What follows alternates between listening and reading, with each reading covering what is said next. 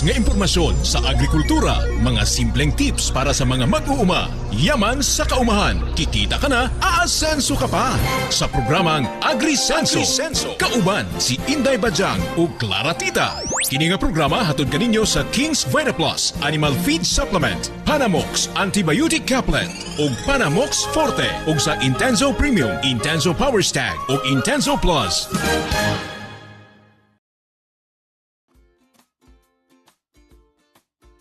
At mga ka-asenso, welcome na naman sa ating napaka-fresh na episode sa programang AgriSenso sa Agrikultura, aasenso ka. Okay? Hello po sa mga nanonood sa atin ngayon live sa ating Facebook page, AgriSenso sa Agrikultura. At ganun din naman sa ating iba pang mga partner pages, of course, ang ating Ka-Farming Angat Ka and Damdamag Regional Damdamag Digital Media. Okay? So, hello po sa inyo lahat sa mga viewers at saka mga followers nila. At napaka-special, of course, ng araw na ito dahil makakasama natin ang hari ng mga chicken breeders.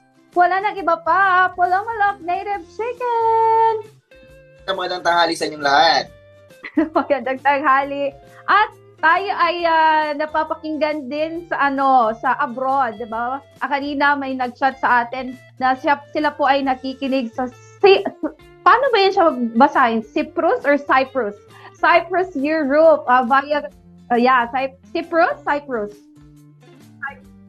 Cyprus, Europe. Oo, di ba sila, Sir Kenneth, hello, Sir Kenneth, at saka sa kanyang asawa, nandyan po sila sa Cyprus. I don't know if nanonood ba sila sa live or nakikinig sila sa Kings Radio app. Kasi yung ating Kings Radio Philippines app, ay pwede siyang ma-download, Sir Sean, sa Google Play Store. Libre po yan siya. So kahit saan po kayo, kahit nasa abroad man kayo at gusto nyo po ng mga musika at programa sa Kings Radio, ay ayan, pwede nyo po kami mapakikinggan dyan sa abroad. Okay? So ayan, napaka-ano lang. At ang kinagaganda lang din ng araw na ito, dahil sa live na ito, lumiit po ang aking braso. Oo.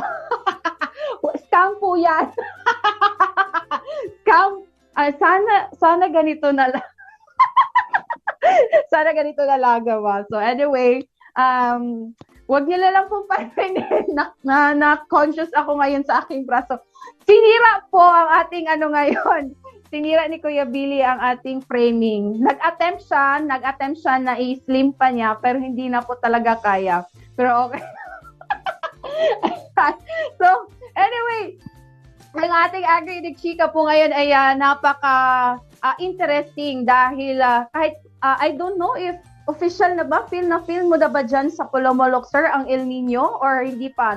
May pag-ulan pa? Sa amin, grabe yung ulan. Every hapon, no? Malakas po. Malakas. O, diba? So, parang hindi pa natin masyadong nafe-feel yung epekto ng El Nino. Pero sa may Luzon at saka sa Visayas, grabe na yung init doon. Pero dito sa Mindanao, meron pa tayong na-experience ng mga pag-ulan. Kaya napaka-importante po na malaman po ninyo ngayon ang mga ibabahagi sa atin ni Polomalok Native Chicken with regards po doon sa paggamot ng iba't ibang sakit ng ating mga alagang manok. Okay? May nanonood from Oslo, Norway. Oslo, saan yan na Oslo? Baka Oslo, Cebu.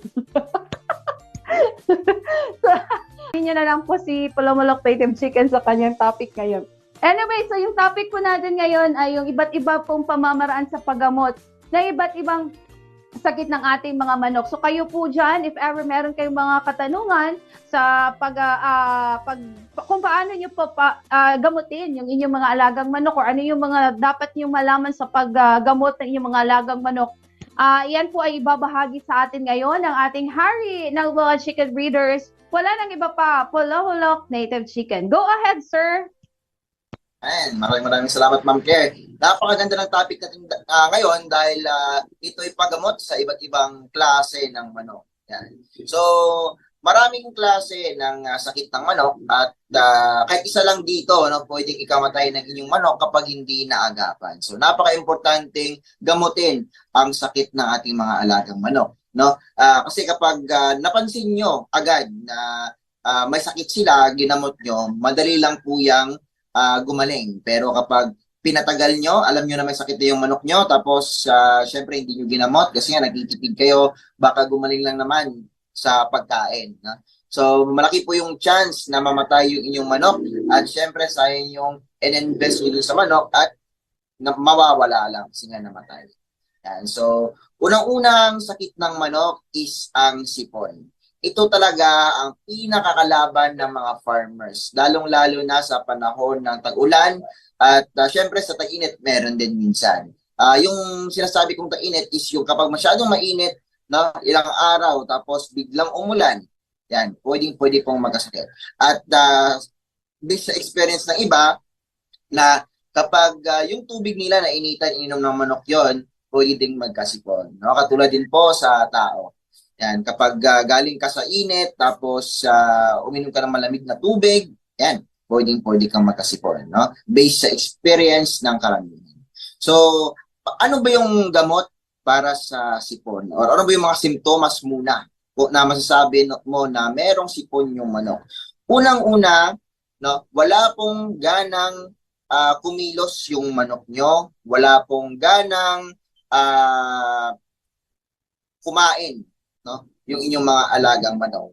Yan. Wala kayong nakikitang masa-masa pero wala siyang ganang kumain. Pero kapag pinisil mo yung kanyang ilong, doon may lumalabas na sipon or tubig. So, ibig sabihin yan, meron na pong simptomas or meron na pong sipon yung inyong mga alagang manok. So, kailangan nyo ng antibiotics. No? At unang-una yung ibang simptomas naman, meron ding malakas kumain. Kaso nga lang, masa yung kanyang mata, no? Or yung kanyang ilong. Ibig sabihin yan, may sipon na kailangan gamutin. So, yung ginagamit ko is sa mga malalaki is yung Panamox Caplet. Bakit nga ba Panamox Caplet? Panamox Caplet kasi is 3-in-1, no? Merong amoxicillin, tylosin, and paracetamol. Tatlo na po yan. Kapag doon naman kapag halimbawa, no, medyo nahihirapan kayo, marami kayong manok. Katulad sa atin, medyo marami tayong manok. Tapos tinatamad kayo na, alam niyo naman sa atin, no, kapag sobrang daming manok, minsan tinatamad na rin tayo isa-isahin yung mga manok. So yung ginagamit natin is sachet na lang, which is powder siya. At doon nilalagay sa tubig or sa pagkain. Nakadepende sa technique ninyo, pwede naman. Kapag pinainom nyo yan, no, sa tubig, marami yung iinom, no, at hindi na po iisa-isahin. Tapos yung kinaganda ng Panamox Forte is 4-in-1 siya. Amoxicillin, tylosin, paracetamol, and carbocysteine. So talagang sobrang ganda nito at napapagaling agad yung mga manok natin. Siguro sabihin natin 3 to 5 days gagaling na siya. So doon naman tayo sa medyo umupgrade ng konti yung sakit, no? Yung sipon kasi, kapag hindi natin ginamot yan, sabi ko sa inyo, lalala yan. So ano ba yung pwede pang maging sakit ng manok after sipon na hindi nyo napagaling or hindi nyo ginamot yung manok nyo? So pwede po itong maging cause ng coryza. So yung coryza kasi, no, halimbawa, grabe na yung infection ng manok mo sa mata niya, sa ilong niya, no, magkakos po yan ng coryza. Parang barado po yan, no? At parang tumor kumbaga sa tao. Yan. Lulubo po yung kanyang mata, and kapag lumobo yan, tapos hindi nyo pa ginamot, no, pwede po yung mabulag ng inyong mga alagang manok, no? At hindi na po makakita dahil sa coryza. Yan. Tapos minsan mapapansin mo yung coryza, no, hanggang bunganga na po. Pagbuka mo ng bunganga ng manok, andun pa rin yung coryza. So, barado na yung kanyang bunganga dahil nga sa laki or sa coryza. No? Kasi nga, talagang lumulobo yung kanyang mata at naapektuhan yung bunganga niya. So, medyo masakit na i-open yan.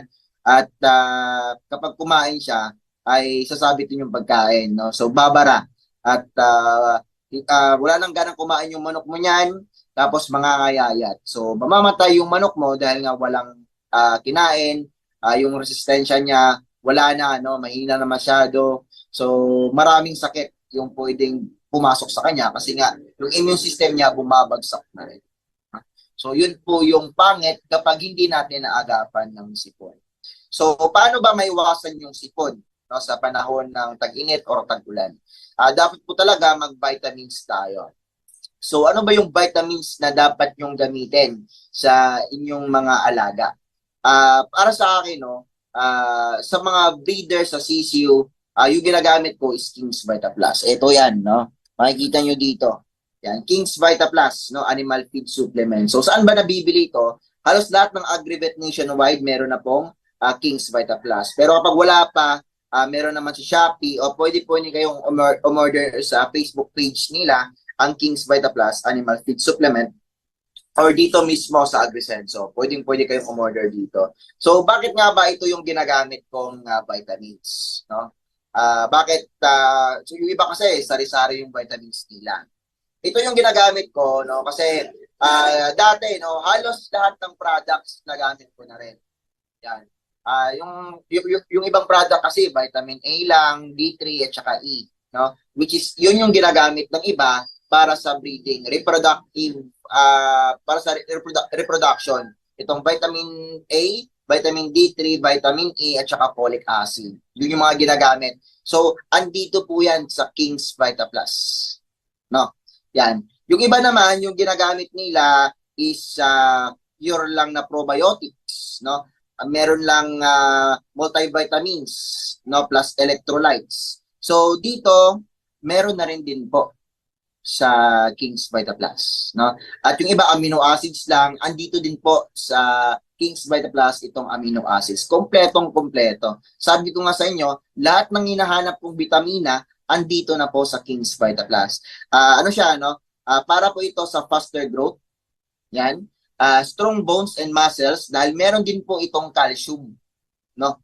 Yan, meron tong calcium mga kanitib. Yung iba bumibili pa ng tableta pang calcium para sa mga alaga nila for stronger bones. Pero itong King's Vita Plus, meron na pong calcium ito. Yan, no? Tapos meron din po itong strong immune system, no? Dahil nga multivitamins, higher reproductivity. Sabi ko nga, merong vitamin A, vitamin D3 plus E, tapos meron pang folic acid. Yan. At syempre, kapag nakumpleto mo yan, malaki yung kikitain mo. No? Yun po yung tulong ng King's Vita Plus kapag nagne-negosyo ka sa pag-aalagang hayop. No? Kahit anong hayop, pwede. No? Manok, baboy, pang-layer na manok, pang-baka, pang-pato, sa mga kabayo, no? Baka, yun nga, at mga kambing. Pwede itong King's Vita Plus. At yung kinagandaan pa nito, 100 grams na po siya. Sa 100 grams na yan, murang-mura, no? Kasi nga, mabibili mo to sa halagang 90 to 100 pesos. Yan, yung presyo nitong King's Vita Plus. At every isang pakete nito is good for one sack of feeds, no? 50 kilos. Ganyan kaganda itong King's Vita Plus nito. Yan. So, ano naman yung mga ginagamit ko sa sisiyo natin? Sa sisiyo natin, King's Vita Plus, no? Ginagamit ko rin yan kasi nga mayroong probiotics, no? Para madaling ma-digest yung kanilang pangangatawan. At syempre, para iwas langaw and walang amoy dahil sa tulong ng probiotics dito sa King's Vita Plus. At saka syempre, para mabilis yung paglaki, no? Itong King's Vita Plus, meron naman siyang papabilis lumaki, no? Pero kailangan natin ng isa pang vitamins para sa mga sisiw natin. Which is yung ginagamit ko is yung may CGF or may Chlorella Growth Factor, itong ating Intenso Plus. Yan. Sa sisiw, napakaganda. Sa mga malalaki, pwede din naman, pero mas maganda sa sisiw, no? Dahil nga meron sang CGF or Chlorella Growth Factor yung mga sa growers nyo, no? Para mabilis yung kita natin dito sa pag-aalaga ng manok. Kasi yun po yung business natin, no? Mapabilis yung paglaki, mabilis yung harvest, mabilis yung kita. Yan. At syempre, huwag nyo kalimutan, no, na itong mga manok natin, gamot lang, vitamins lang, okay na. Kasi kailangan yung mag-deworm sa inyong mga alaga. Bakit nga ba kailangan mag-deworm dito sa mga manok natin? Syempre, may mga parasitiko na hindi kayang patayin, no, ng antibiotics lang na amoxicillin, paracetamol, tylosin, no, carbamazepine, no. Meron pa rin maiiwan, no, katulad ng mga heartworms, no, mga worms sa loob or mga parasitiko sa loob ng ating sa loob ng katawan ng ating mga alagang manok. So kailangan natin meron tayong albendazole and praziquantel na meron yan sa worms to go, no? 2-in-1 po yung ating worms to go. Sobrang gamit natin at napaka-effective. Yan. So doon din naman tayo, no? Hindi naman na pwede na wala din talagang maintenance. sa mga alaga natin. So yung ginagamit ko sa mga breeders natin, Intenso Premium, Intenso Power Stag. No? At pwedeng-pwede yan sa mga panabong na mga manok. Pwedeng-pwede. Yan. No? So yun lang naman halos lahat ng mga ginagamit ko at talagang napaka-effective. So yung paggamot lang sa iba't ibang klase ng manok, no? Meron ng mga alternatives. No? Halimbawa, wala kayong budget pambili ng patuka, gamot, yan, pwedeng-pwede yung mga alternatives, no? Like malunggay, moringa na piniga na malunggay, no? Yung moringa, pwedeng gawing moringa powder, yan. Tapos, yung iba, yung ginagawa nilang antibiotics is suka, and meron din minsan sili or paminta, no? So, organic, tapos, yun nga lang, no? Kapag ganun po kasi, gagawa ka pa ng proseso at syempre, no, mahal din naman yung sili, mahal din naman yung paminta. Para sa akin lang, gusto yung makatipid, doon na lang kayo sa itong ginagamit nating mga products. Pero yun nga, kapag meron naman sa bakuran nyo, meron kayong mga ganyang tanim, no, pwedeng-pwede naman. No? So, yun lang naman, no? Madali lang gamutin yung manok basta nakita nyo agad at ginamot nyo. Mahirap siyang gamutin pag pinatagal nyo at syempre, mas lalaki yung gastos nyo. No? At baka mamatay pa, malugi pa kayo. So, kayo na pong bahala, no? Basta yung mga sinasabi ko, magandang sundin yon. At kung meron kayong mga madadagdag na tips, yan, pwedeng-pwede din naman po. Correct advice. So, salamat, Sir Sean. Sir, so far ba sa yung pagmamanok, ano yung mga top 3, sabihin natin top 3 na mga sakit ng manok na doon ka nahihirapan sa paggamot? At paano mo siya na overcome o nalagpasan yun? Unang-unang sakit na naranasan ko, yun nga naman, sipon. Yan, kasi yung sipon, minsan kapag halimbawa bata pa or mga sisiw pa lang nagkasipon, malaki po yung chance na mamatay talaga yung manok, no? So, yung pa lang talaga vitamins, no, para gumanda yung resistensya nila. At syempre, pag masama yung panahon, antibiotics na agad para gumaling agad. So, yung pangalawa naman na naranasan ko is yung coryza. Yung coryza, hirap siya kapag medyo malaki na yung paglobo ng kanyang mata. Tapos, pag gumaling man siya, mabubulag. Yung vibe, no, mamamatay. Kasi talaga, ano yan, ma'am, yung coryza kasi, kapag lumaki ng lumaki, tapos papunta sa mata niya, yung may mga nana na yung sa mata niya. No? Tapos, kapag pinisil mo yan, lalabas yung mga puti, grabe po yung puti niyan. Tapos, pagkabukas, nana. No? So, mas maganda talaga merong antibiotics. Tapos, pangatlo naman na naranasan kong pagkasakit ng manok is yung pagkalumpo ng manok. Kapag manok, kapag nilumpo yung manok, ibig sabihin yan, meron tayong pagkukulang, no, sa calcium. That time, hindi ako gumagamit ng vitamins kasi umaasa lang ako dati sa pigs. Pero ngayon, magamit na tayo ng vitamins, no, na merong calcium. Itong King's Vita Plus nga, may calcium siya. So, mas maganda. Tapos, sa Intenso Power Stag, meron din pong calcium. So, mas maganda dahil nga tinutulungan na yung boost ng manok maging stronger. Yan. So, hindi siya madaling malumpo. Kapag nalumpo kasi yung manok, ma'am, no, unang-una niyan, hindi na siya makakatayo. Tapos, kapag hindi siya makakatayo, medyo stress na siya dahil nga sa kalagayan niya. And kapag stress na yung manok, talagang chance ng kumain yan. Kapag wala nang chance ng kumain, mamamatay po yung manok, no? Kasi nga, hindi na siya kumakain. Sir, doon sa coryza, sir, di ba mamamaga yung mata niya, tapos may nana na sa loob. Advisable ba, sir, na pisain yan siya or kunin yung nana? Para sa akin, ma'am, no, kusa naman siyang matatanggal kapag pero kapag halimbawa, yung iba kasi no, inooperahan talaga nila. Kaso nga lang, kapag meron din naman tendency na babalik pa rin yung coryza. So, mas maganda bakuna talaga ng coryza para maiwasan natin. So, no? May kamahalan lang yung coryza sa 2,000 plus 2,500 pesos. Yung, no? Pero kapag wala ka namang budget para sa ganong bakuna, dun ka lang sa antibiotics. No? Huwag mo hayaan na maunahan ka ng coryza. Dapat unahan mo talaga gamit ang vitamins and antibiotics. Na meron kasi ako na-remember sa isa sa mga content mo, Sir Sean, na kapag yung sipon ay hindi talaga siya naagapan, possible siya na magiging coryza. Yes, ma'am. Yes po. So yun. Talaga nasisimula sa sipon, ma'am, no? Konting sipon lang. Pag hindi naagapan, lulubo na po yung kanyang mata. Okay, so ayan. So, ano po yung ano yung mga dapat gawin ng ating mga chicken breeders ngayon, sir, lalo na pabago-bago ang panahon or mas yung may malakas na pag-ulan, tapos sa umaga mainit, tapos sa hapon, dapit hapon, ay uulan na. Ano na yung dapat nilang gawin ngayon, sir? Yung dapat talagang gawin, no, dapat talaga meron kayong magandang pasilungan sa inyong manok. Yan, magandang pakain dahil minsan sa pakain din po talaga tayo napukulang, no?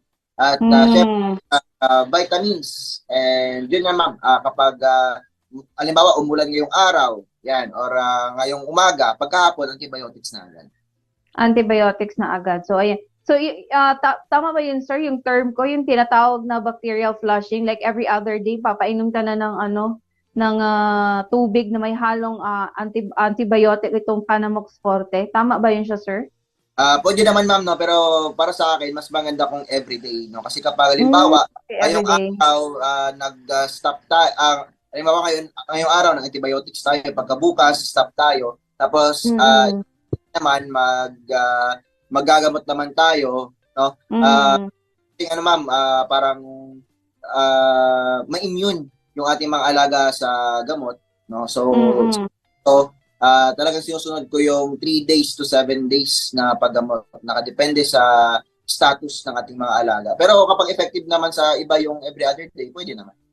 Pwede rin naman siya. Hindi ba siya, sir, pangit na may vitamins tayo tapos nagagamot tayo, sir?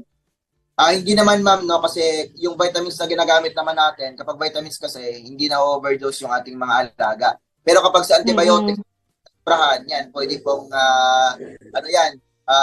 ma-overdose at baka mamatay din po yung manok. So sa gamot, dapat make sure na may proper dosage kayo doon sa pagbibigay ninyo sa inyong mga alagang manok. At when it comes naman po sa vitamins, wala pong problema yon dahil wala namang overdose. Lalong-lalo na kapag si King's Vita Plus Animal Feed Supplement yung ibibigay ninyo, wala po talagang overdose. Kahit araw-arawin niyo, kahit kada pakain, or basta every time na kakain ng inyong mga alagang manok o alagang baboy, wala pong problema. Ibigay niyo po si King's Vita Plus Animal Feed Supplement. So, ayun siya. Meron ba tayong tanong, Kuya Bill, sa ating Facebook? Or wala? Parang busog na sila. Hi, hello also to Boss Ben. Shout out from Mati. Hello po, Sir Ben, ang ating kapitang-pitagan, karespeto. Hello, Sir Ben, si Shorna. Shout out from Mati City, ang ating pong City Information Officer dyan sa Mati City. Kaya ko po naisad dito sa inyo, Sir Ben, dahil ang ating agribalita po ay from Mati City. Yung ating agribalita, parang permanente na daw po yung inyong Kadiwa store dyan sa Mati City. Pero yan ay later on ibibigay sa atin ni Inday Bajang. Okay? Meron pa ba tayong question sa ating comment ngayon, Kuya Bill? Wala masyado. Parang pa shoutout lang, diba? Shoutout lang. Okay, sige. Ngayon, meron tayong upload, no?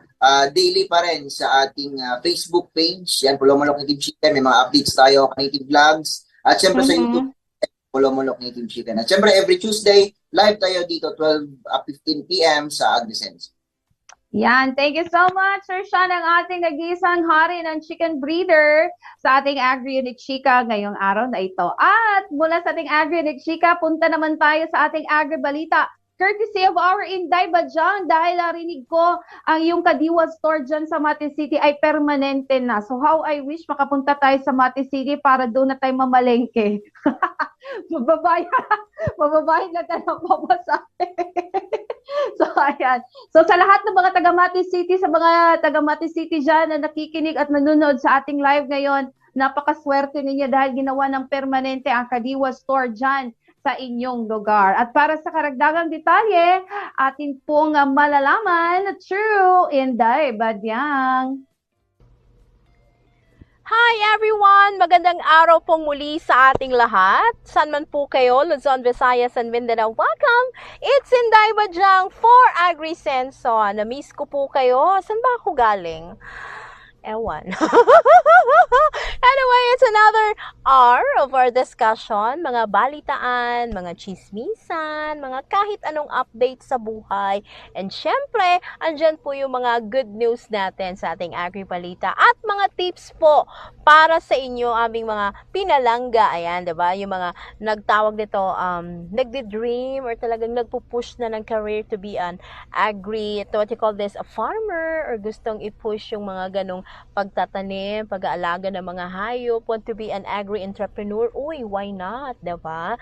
Aside sa you enjoy doing such, actually yung mga good points of being into with nature while you're working is you can be more healthier, and syempre, mas less ang stress, diba? Depende na po siguro actually with how you deal with life. Ayan. Anyway, andito pong inyong chikadorang Marites, of course, it's another agri-balita thing para po sa ating lahat. Syempre, hatid ko naman po mga magagandang balita. Ayan, I'm sorry. Sapid-sapid na. Mga balita po para sa inyong lahat para naman po ma-enjoy natin ang araw. At we are aware na may mga ganung good news pala with regards agriculture. Ayan. So, dito po tayo. Unahin natin ito. Mula po ito sa Mati City. Ayan. Anong meron sa Mati City? Davao Oriental, which is known of their beaches. Magandang lugar. Ay, gusto kong bumalik doon. Promise. Anyway, ang sa ating agri-balita, permanenteng Kadiwa store binuksan po sa Mati City.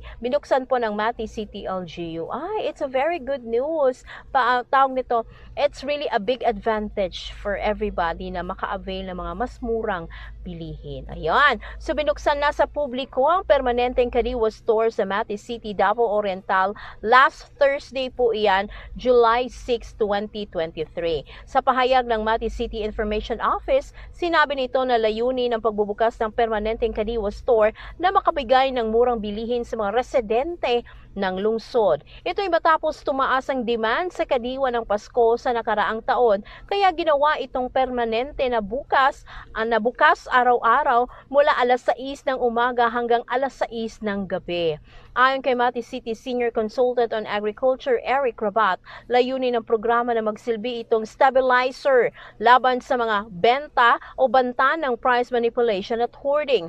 Makikita umano sa permanent Kadiwa stores ng lungsod ang mga preskong prutas at gulay, maging ang Mati's Choice boneless bangus, dressed chicken, karneng baboy at mga itlog. Binebenta din dito ang mga produktong kakanin ng mga micro, small at medium enterprise or mga SMEs gaya ng biko, suman, puto, native coffee, dried mangoes, tablia at iba pa. Ayan, congratulations! Sana maging permanente na siya sa isang lugar kasi nga at least may pupuntahan agad-agad yung mga public o kung may bibili man silang mga pagkain, bibili ng mga mamamalengke, di ba? It's really a good point na they have another venue or another avenue where they can buy mga masasarap, presko, magagandang klaseng produkto sa abot kayang halaga. And also, aside from availing mga murang bilihin, it is also a good way na at least merong isang lugar,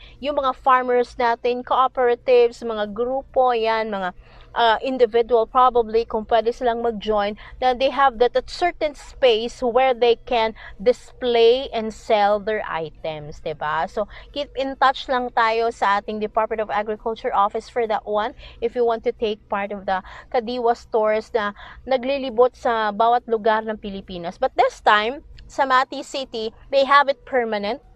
They're open Monday to Saturday, 6 a.m. to 6 p.m. Sharo, diba? It's 10 hours silang open. Hindi ka talaga makapagpamalengke on that one. So, congratulations! And syempre sa mga taga Mati, and for those who visit Mati, you can take somehow,